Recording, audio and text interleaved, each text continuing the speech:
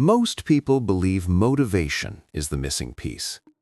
They think that if they could feel motivated more often, their life would finally move forward. They wait for that emotional surge that makes starting feel easy. Motivation shows up, creates hope, and convinces you that this time will be different. You make promises to yourself. You set goals with confidence. But motivation doesn't stay. It fades quietly, sometimes without warning. And when it disappears, momentum disappears with it. When that happens, people don't just lose consistency, they lose trust in themselves. They start asking why they can't stay disciplined and what is wrong with them.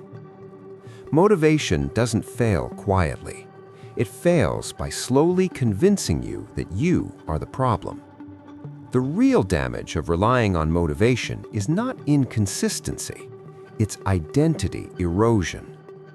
Every time you promise yourself you will start tomorrow and don't follow through, a small crack forms in your self-trust. You stop believing your own words. You stop respecting your own plans. And over time, you stop making commitments altogether. Not because you don't care, but because failing hurts. Most people are not lazy. They are emotionally exhausted from breaking promises to themselves. Living by motivation creates a dangerous loop. Hope, action, drop-off, shame, restart. And the longer that loop repeats, the harder it becomes to escape it. Let me tell you about someone I worked with. He was intelligent, capable, and highly disciplined at work. Deadlines were never a problem for him. But when it came to his personal life, nothing lasted. Health routines, learning goals, consistency, everything collapsed. Every month, he restarted. New plan, new system, new burst of motivation. And every time motivation faded, he blamed himself. One day, he said something revealing. "I feel like I can only act when I feel good." That sentence exposed the real issue. He had trained his nervous system to associate action with emotional readiness. When he felt tired, stressed, or uncertain, he waited. And waiting slowly became his default behavior. His problem wasn't lack of discipline, it was emotional dependency. Motivation had become permission. Here is the shift that changes everything. Motivation is not a requirement for action, it is a side effect.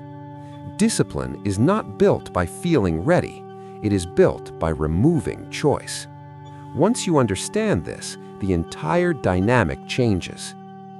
Discipline fails when every action requires a decision.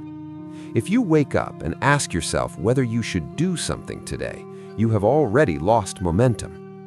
Decide once, then automate. What is daily should never be negotiated daily. Most people create goals that demand high emotional energy to start. That is a mistake. Discipline is built through actions so small they feel almost meaningless. 5 minutes, 1 page, 1 repetition. Action creates momentum, not the other way around. Motivation asks how hard you can push today. Discipline asks who you are when no one is watching. Every small action is a vote for the person you are becoming. Identity compounds faster than effort.